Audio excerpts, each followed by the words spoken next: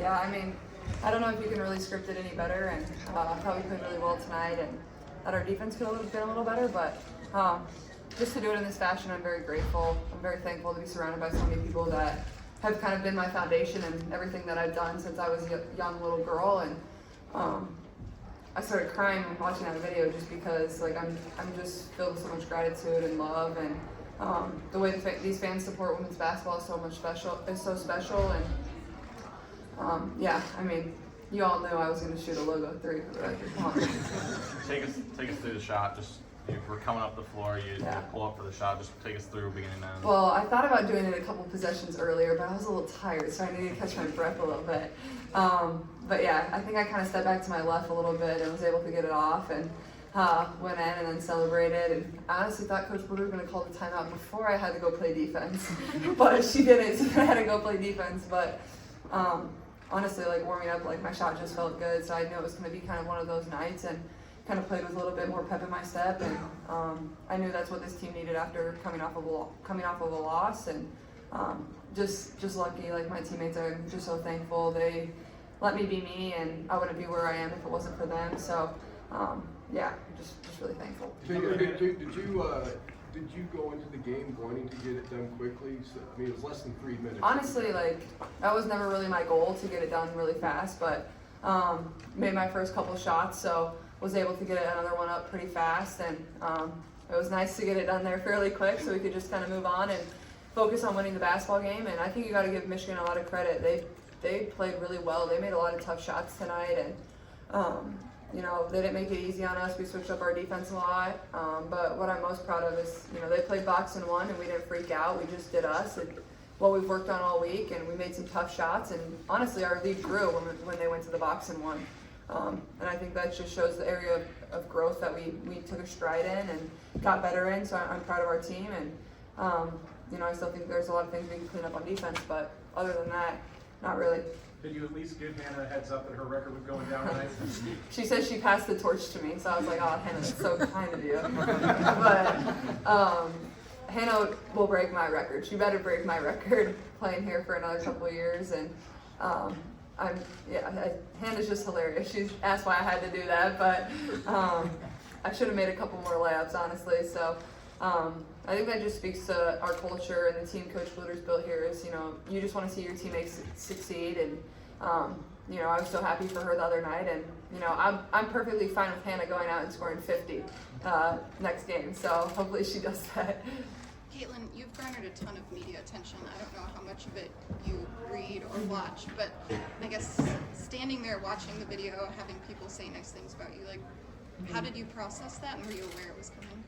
I was not aware it was coming, and I think that's what kind of hits you, like when it hits you the most is like, and yeah, there's been so many famous and cool people and people I idolize, you know, growing up that say a lot of really nice things about me, but when it's people that have had your back through the ups and downs and been there every step of the journey, whether it was good or bad, and have seen the hard days, have seen the good days, and I think that's when it means the most. My teammates, my Mon and McKenna that are in there, the two people that I've given so much to this program, and you know, without those two, I don't know where I am. And Kate and Gab and our coaches, and obviously my parents, like my two brothers, like it just makes me pretty emotional. And like I said, I think that hits a lot closer to home just because, you know, they've seen me go through some really hard losses, some really great wins, but also they've been there pushing me to be my very best and allowing me to dream ever since I was, you know, a young girl playing with all the boys growing up. So it's just really special, and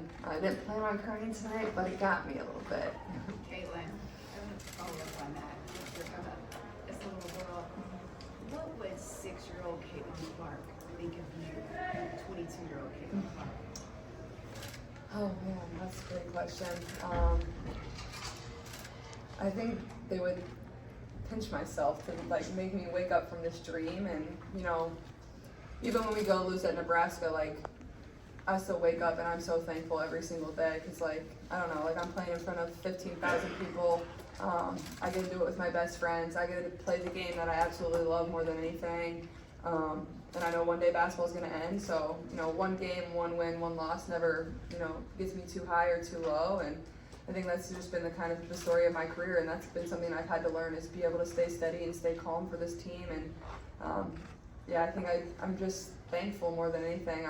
I think my 6-year-old self would be proud of where I am. Maybe not be surprised, maybe be surprised at the magnitude that I'm on right now, but also I was the same competitive, fiery person that I am today. So not much has ever really changed in that regard. But I think I would just be proud and, proud of the way I've worked for this more than anything. Nothing was ever given, and just work hard every single day and try to make your dreams come true. What did you say to her? Caitlin, the focus of everything's kind of been on you the last few weeks especially, but Yeah. for a lot of the season. Does it feel like this is a kind of the perfect time to now have a focus on Iowa and maybe the team as opposed to just constantly Absolutely, I would love that. And I think, obviously getting this record is tremendous and has to be celebrated. And there's been so many people to come before me and, lay such a great foundation for women's basketball, and that has to be celebrated too. And I'm just very thankful for that. But like you said, we're getting into the best part of basketball season. These are the times where, your team really shows who they are. And I always believe Coach Bluter has us playing our best basketball end of February, beginning of March, and into March. And I really think we are. Obviously, you lose a game here and there, but that's what makes you learn, and that's what makes you get better. And absolutely, I think, Iowa basketball is at such a high right now, and it's so fun to watch, and people love supporting it. And, we have, some fun home games left. We got to go on the road for 2 really great tests, and, just trying to enjoy every single second because this team is special. And even Kate and Gab and Molly, they've given so much to this program that they need to be celebrated too. And they don't always get the light to shine really bright on them, and they should, because, I'm nowhere without those 3. And, yeah, I think that's really important. And, going forward, it's all Iowa basketball, and that's what it should be. Caitlin, do you vividly remember the first game you played here, and how did you get from there to here? Yeah, I do. You and I. There was no one here. I saw some clips of me playing the other day. I was like, oh man, I look a lot different. My hair's a lot longer. I'm very, very scrawny. I have absolutely no muscle definition. But a lot of my game is the exact same. So that was funny to watch. And it's crazy how fast time flies. And I think that's the biggest thing. It feels like just yesterday I was playing that game with nobody in the stands and having to wear a mask on the bench and only our parents here. But it's just kind of cool to see the evolution of, what this has become. And it takes time to build something like this. And obviously Coach Bluter has built such a great program here. But, I feel like we've kind of taken it to another level. The Phantom has gone to another level. And it's been cool to kind of watch that evolution since I've stepped on campus as well. Last one. How early into today's game did you really decide that you were going to go for this record? And was it just a feel thing or a decision?